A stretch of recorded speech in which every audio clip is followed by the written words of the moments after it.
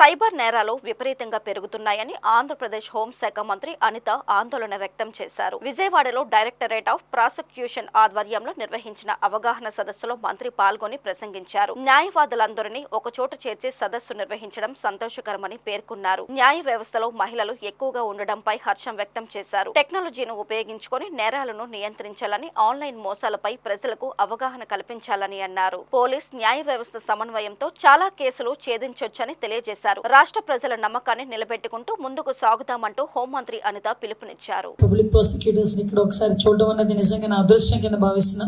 ఎందుకంటే ఈ రోజు సొసైటీలో ఒక డాక్టర్ కి చూస్తే దేవుడు అని భావించే పరిస్థితి నుంచి ఈ రోజు పోలీస్ ని, లాయర్ ని కూడా చూస్తే దేవుడిలా భావించే పరిస్థితులు చాలా ఉన్నాయి. అటువంటి పరిస్థితుల్లో ఒక ఉన్నతమైన ఉద్యోగం చేస్తూ, ఒక ఉన్నతమైన ప్రొఫెషన్ లో ఉంటూ ఈరోజు సొసైటీకి మంచి చేయాలనుకున్న మీలాంటి వాళ్ళందరికీ కూడా మరొకసారి నేను ధన్యవాదాలు, నమస్కారాలు తెలియజేసుకుంటూ, పోలీస్ డిపార్ట్మెంట్ కి, ప్రాసిక్యూషన్ డిపార్ట్మెంట్ కి రెండింటికి కూడా ఒక కోఆర్డినేషన్ లేకపోయినా కూడా మనం ప్రజలకి న్యాయం చేసే పరిస్థితి కనిపించదు. ఈరోజు ప్రజాస్వామ్యంలోనే మెయిన్ పిల్లర్ అయిన మీరు ఈరోజు ఎంత ఎఫెక్టివ్ గా మనం వర్క్ చేయగలిగితే ఈరోజు సొసైటీకి అంత మంచి జరుగుతుంది.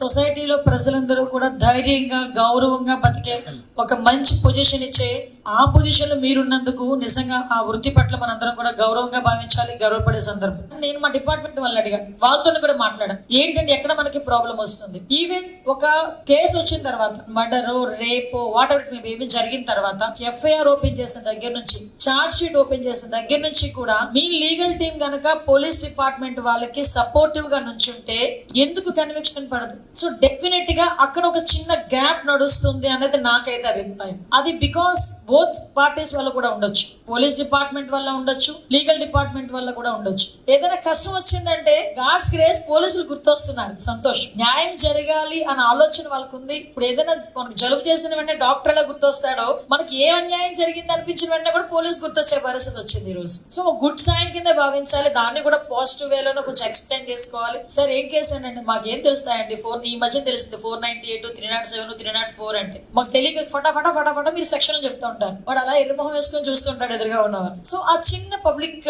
తో ఉన్న చిన్న గ్యాప్ ని మీరు వాళ్ళకి అర్థమయ్యే లాంగ్వేజ్ లో వాళ్ళకి చెప్పగలిగితే ఒక ధైర్యం, ఎస్ మా లాయర్ గారు మా గురించి వర్క్ చేస్తున్నారు. ఆంధ్రాకి 70 స్పెషల్ కోర్ట్స్ ఉన్నాయి. స్పెషల్ కోర్ట్స్ పరిస్థితి కూడా ఏమవుతుందంటే అవి డ్రాగ్ అవ్వటం ఎప్పుడు చుండూరు కేసు, ఎప్పుడు లక్ష్మీదేవపేట కేసు, ఈ రోజుకి కూడా కోర్టులు క్లోజ్ అయ్యే పరిస్థితి కనిపించట్లేదు. సో నేనేమంటానంటే ఒక స్పెషల్ కోర్టుకి వెళ్ళింది ఒక కేసు అనేసరికి రెగ్యులర్ గా కేసులు ఉన్న పరిస్థితి నుంచి తొందరగా న్యాయం జరుగుతుంది అనే పొజిషన్ కి రావాలి. సో దానికి మనం ఏ రకంగా ప్రిపేర్ అయి ఉండాలి, మనం ఏ రకంగా మీకు గవర్నమెంట్ నుంచి రావాల్సిన ఫెసిలిటీస్ ఏమున్నా ఇవ్వడానికి ఈ రోజు మేము సిద్ధంగా ఉన్నాం. కాబట్టి మీ దగ్గర నుంచి కూడా అదే కోఆపరేషన్ అడుగుతున్నా. డిపార్ట్మెంట్ వాళ్ళతో కోఆర్డినేషన్. ఎస్ఐ మమ్మల్ని పిలవలేదు, సిఐ మమ్మల్ని పిలవలేదు అనుకుని మీరు అనుకోవద్దు. వాళ్ళు కూడా మా దగ్గరికి రాలేదు అనే ఫీలింగ్ వీళ్ళకి ఉండకూడదు. ఒక కేసు విషయంలో బోత్ ఆఫ్ యూ ఒక మంచి గుడ్ అట్మాస్ఫియర్ లో మనం పనిచేస్తేనే డెఫినెట్ గా మనం మంచి జరుగుతుంది అన్న విషయాన్ని మీరందరూ కూడా గ్రహించుకోవాలని మనస్ఫూర్తిగా కోరుకుంటున్నానండి. పబ్లిక్ కి సపోర్ట్ చేద్దాం, ప్రజలకి మన మీద ఉన్న నమ్మకాన్ని ఇంకొంచెం పెంపొందించే